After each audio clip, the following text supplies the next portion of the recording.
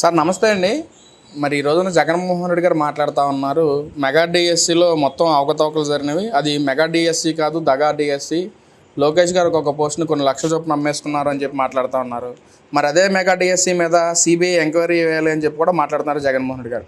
ఏంటి అసలు దాని మీద మీ ఒపీనియన్ అంటే అసలు ఎలా చూడొచ్చు అంటారు జగన్మోహన్ రెడ్డి చేసిన వ్యాఖ్యలు? అందరికీ నమస్కారం అండి.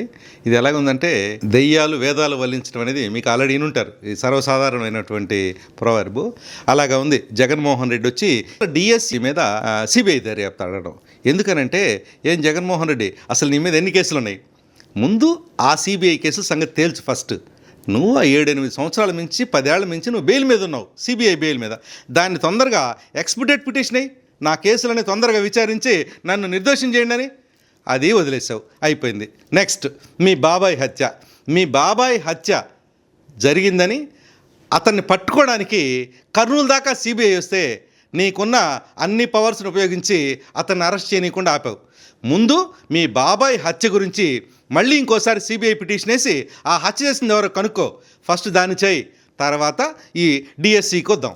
ఇప్పుడు డిఎస్సి గురించి మాట్లాడుతున్నారండి. అసలు డిఎస్సి ఎగ్జామ్ గురించి కానీ ఆ రిక్రూట్మెంట్ గురించి కానీ మాట్లాడే నైతిక హక్కు ఏ వైఎస్ఆర్సీపీ కార్యకర్తకు కానీ లీడర్కి కానీ జగన్మోహన్ రెడ్డికి అయితే అసలు లేదు.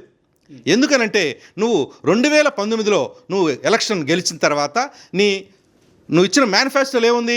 మెగా డిఎస్సి, జాబ్ క్యాలెండర్ అనే పదాలు ఉన్నాయి. గుర్తున్నాయి ఆ పదాలు నీకు? జగన్మోహన్ రెడ్డి గారు 2019 నుంచి 24 వరకు జాబ్ క్యాలెండర్ అనే మాటే మర్చిపోయావు నువ్వు. ఒక్క టీచర్ ఉద్యోగం కూడా నువ్వు ఇవ్వాల. అలాంటిది కూటమి ప్రభుత్వం తన మేనిఫెస్టో ప్రకారం తను ఇచ్చిన మాట ప్రకారం గవర్నమెంట్ వచ్చిన వెంటనే మెగా డిఎస్సిని నిర్వహించి విజయవంతంగా నిర్వహించి 16,000 మందికి ఒకేసారిగా ఉద్యోగాలు ఇచ్చినటువంటి ఘనత కూటమి ప్రభుత్వానికి. అలాంటి కూటమి ప్రభుత్వాన్ని, అలాంటి విద్యాశాఖ మంత్రి లోకేష్ గారిని రాజీనామా చేయమని అడిగేటువంటి నైతిక హక్కు నీకు ఎలా ఉందో చెప్పు. ఇంకొక మాట, డిఎస్సి మీద ఏమి అవకతవకలు జరిగినాయని ఇలాగే మీ ఎమ్మెల్సీ చంద్రశేఖర్ రెడ్డి గారు హైకోర్టులో పిల్లేశారు. హైకోర్టులో జడ్జి గారు ఏమడిగారండి? ఏమయ్యా మీరు పిటిషనర్ ఎందుకు వేశారు అసలు ఈ పిటిషన్ ఎవరు వేయాలి? ఎవరికైతే అన్యాయం జరిగిందో వాళ్ళు వేయాలి. వాళ్ళు ఎందుకు రాలేదంటే ఏం చెప్పాడా మీ అడ్వకేటు? అంటే అన్యాయం జరిగిన వాళ్ళు భయపడుతున్నారంట రావటానికి. ఏం మాట్లాడతారు? దెయ్యాలు వేదాలు వాళ్ళు ఇచ్చినట్టుగా. మీకు అసలు భయం అనేది ఉంటే, భక్తి అనేది ఉంటే, ఈ రాష్ట్రం మీద ప్రేమ ఉంటే ఇలాంటి దారుణాలు మీరు చేస్తుంటారు 19 నుంచి 24 దాకా. అంటే ఇక్కడ ఒక మెగా డిఎస్సి గురించి రకరకాలుగా మాట్లాడటం. స్టార్టింగ్లో అయితేనేమో అసలు సరిగ్గా జరగలేదు, తర్వాత రిజర్వేషన్ ప్రక్రియ సరిగ్గా అమలు అవ్వలేదు, తర్వాత డిఎస్సి పేపర్ లీక్ అయింది, తర్వాత కమ్మ సామాజిక వర్గానికి ఒక్కొక్క పోస్టుని కట్టబెట్టేశారని చెప్పి, తర్వాత స్పోర్ట్స్ కోటాకు సంబంధించి మొత్తం పోస్టులు మొత్తం అమ్మేసుకున్నారని చెప్పి రకరకాలుగా వార్తలు మాట్లాడిన తర్వాత ఈరోజు మొత్తం పేపర్ లీకేజీ లోకేష్ రాజీనామా చేయాలన్న అంశం మీద ఎలా చూడొచ్చు అంటారు సార్? అసలు ఏదో సినిమాలో చూశానండి.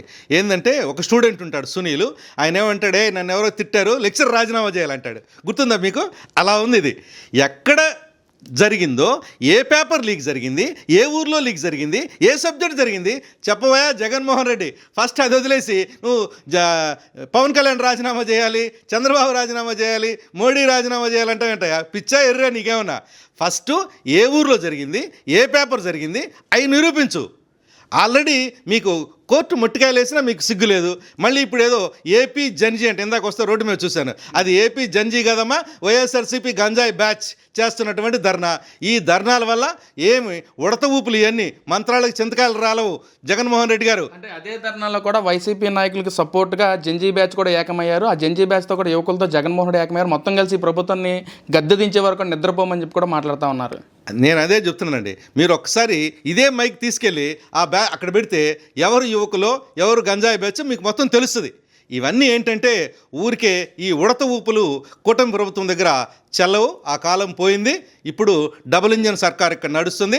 నీ జీవితం మొత్తం ట్రై చేసినా కూడా నువ్వు మళ్ళీ ముఖ్యమంత్రికి రాలేవు. ఇక మళ్ళీ నీ వైఎస్ఆర్సీపీ ఇక్కడ మనుగడ సాగించలేదని చెప్తున్నాం జగన్మోహన్ రెడ్డి గారు. సార్ వాళ్ళు ఏమో మాట్లాడుతున్నారు, ఇక 2 ఏళ్ల పాలనలో కూటమి ప్రభుత్వం అంతా ప్రజల్లో తీవ్ర వ్యతిరేకత వచ్చేసింది, ఇప్పుడు ఎలక్షన్ జరిగిన జగన్మోహన్ రెడ్డికి గెలిపించడానికి సిద్ధంగా ఉన్నారని చెప్పి మాట్లాడుతున్నారు వైసీపీ నాయకులు. మరి అదేనండి, నేనేమంటున్నానంటే జగన్మోహన్ రెడ్డి గారికి మానసికంగా బాగలేదండి పరిస్థితి. ఇలాంటి సందర్భంలో ఆయన ఏం చేయాలంటే వెళ్ళి మంచి వైద్యం చేయించుకోవాలి తప్పితే అనవసరంగా జనాల దగ్గరికి వచ్చి ఈ మాదిరి ప్రతి ఒక్కరిని మీకు అన్యాయం జరిగింది కదా, మీరు చెప్పండి మీకు అన్యాయం జరిగింది కదా అంటే వాళ్ళు నవ్వుకొని వెళ్ళిపోతున్నారు పక్కి సాక్షి దగ్గరికి వచ్చి.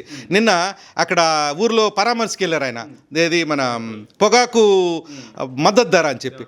ఆ పొగాకు మద్దతు ధరలో జరిగింది ఏంది, ఏం చేయాలా, శాంతియుతంగా ఎవరికైతే ఈ పొగాకు రైతులకు అన్యాయం జరిగిందో వాళ్ళందరినీ ఒక దగ్గర కూర్చోబెట్టుకొని వాళ్ళని మాట్లాడనిచ్చి నువ్వు విని ఆ ప్రాబ్లమ్స్ ఏంటో గవర్నమెంట్ చెప్పాలా. అంతేగాని నీ గంజాయి బ్యాచ్ని వేసుకుని వెళ్ళి మామూలుగా పందికుక్కలు పొలాల్లో పడతాయి, పందికొక్కు పొలంలో పడినప్పుడు అది తిందు పంటను బాగుంచదు, మొత్తం నాశనం చేస్తుంటుంది. అట్లాగా అది సరిగా మీరు వచ్చిన ఆ సభ సరిగా నిర్వహించలేదు, పోనీ వచ్చిన కార్యకర్తలకు ఏమైనా క్రమశిక్షణ ఉందంటే ఏం లేదు. పాపం వాళ్ళు ఎవరో చిన్న పెట్టుకొని ఉంటే అది మొత్తం కూలగొట్టేసి వెళ్ళిపోయారు. ఇలా ఉంటే ఆయనంతా డిస్ట్రాక్షన్. ఫ్రాయిడ్ అని మీకు ఒక ఎగ్జాంపుల్, ఫ్రాయిడ్ అని ఒక మానసిక శాస్త్రవేత్త ఉన్నాడు. ఆయన చెప్తాడు ఎవడైతే నాకు ఈ జీవితంలో ఇది నాకు అందదు అనుకున్నప్పుడు వాడు వెంటనే డిస్ట్రాక్షన్కి వెళ్ళిపోతారంట. ఆయనే జగన్మోహన్ రెడ్డి ఆంధ్రప్రదేశ్ దౌర్భాగ్యానికి.